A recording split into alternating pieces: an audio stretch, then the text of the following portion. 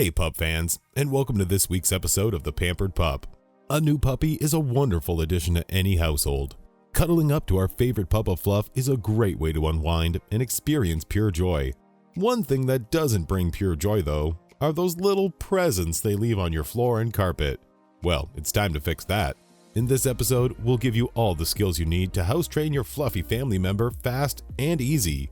But first, we know there's one present you don't want to miss each week. So pet that subscribe button and ring the bell so you don't miss any of our weekly dog treats. Why house train your pup? Besides the obvious of keeping your house clean, it helps to teach your pup boundaries and prepares them for being a well-behaved dog. You might think that teaching a puppy is harder than waiting until they're older, but that's hardly the case.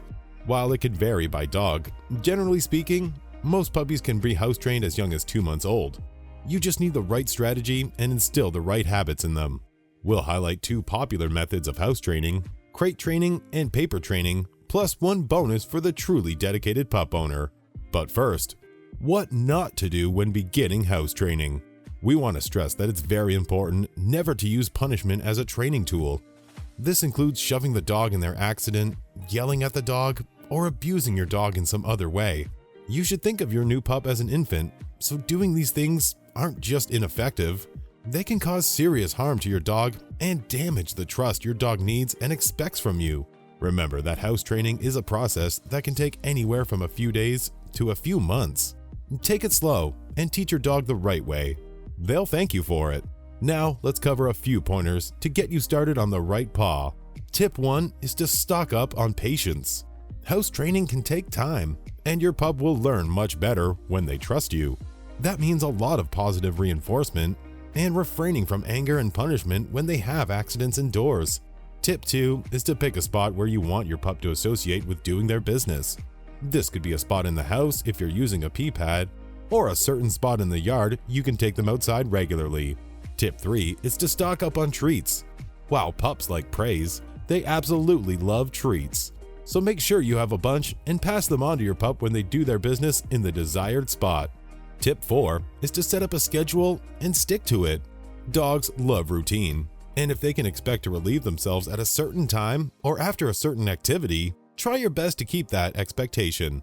Most pups will need to relieve themselves as soon as you wake up, after playing, after eating and drinking, right before bed, and as they're growing, probably a few times in the middle of the night. And tip 5 is to watch for signs that your pup needs to do their business. This could come in the form of whining, scratching on the door, or sniffing around the house in and out of the way spot. Look out especially for that last one, as that's the dog's instinctive behavior and one you don't necessarily need to train in them.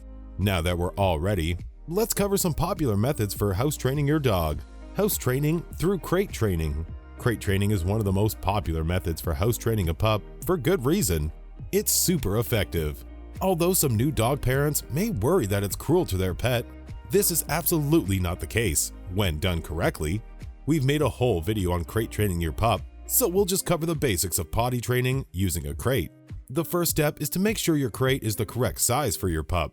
Dogs are den animals and are predisposed to not try and make a mess in their sleeping area. A good sized crate should allow your pup to stand, turn around, and lay down without difficulty. Once your pup is used to the crate, it's just a matter of getting them to associate outside with potty areas and inside with living area. The next step is to keep your pup near you while they're in the crate. This will make them more comfortable while in the crate and also give you more of a heads up as to when they need to do their business. Most pups will start whining when they need to get out of their crate. This is often due to them needing to do the deed. When this happens, you should take the crate outside and open it for them. Remember, you need to be patient. Pups have a very tough time controlling their bladder and will likely need to go out several times a day, usually every 15 to 20 minutes, but this can vary by dog and the length of time will increase as they get older and better at holding it. Over time, they'll build an association with doing their business when they get outside, but it will take time. Always be sure to give them positive reinforcement for going outside with praise and treats. If it's too difficult to let your pup go outside so often, or they're having trouble building the association, then you can combine the crate training with pee pads. If you don't have a crate, or don't want to use one, you can also keep your pup in a confined space like a crib or an area of the living room with barriers. House training with training pads. Puppy training pads are another effective way to house train your new pup, and many busy pet parents like these as an easy option if they can't let their pup out regularly to do his business. The first step is to choose a spot for the training pads and make sure your pup is aware of where they are. You can combine pee pads with crate training by letting your pup out of the crate to go on their training pad. Never try and make your dog use a training pad inside their crate, as this goes against their instinctive behavior and will make things harder for you down the line. Keep your pup's training pad clean, but leave a bit of soiled pad on any new ones you leave out. This will help your pup associate that location with where they should use the toilet.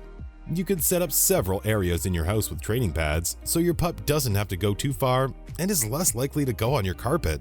As they get used to going in one spot, you could start removing training pads. You'll want to wean them off training pads eventually. To do this, remove extra training pads in your home until there's just one they use regularly. Gradually move this training pad towards your door until it's completely outside. Once the training pad is onto your lawn, start to reward your pup whenever they do their business on the grass, so they can build a new association. Remember to trust the process and give your pup time to build the positive associations and learn where the correct places to use the potty are. Congratulations! You've house trained your pup and have fewer presents you'll have to clean up after getting home. We hope these skills are useful for you. Let us know what great advice you want to hear next in the comments below, and tune in next time for more great dog tips.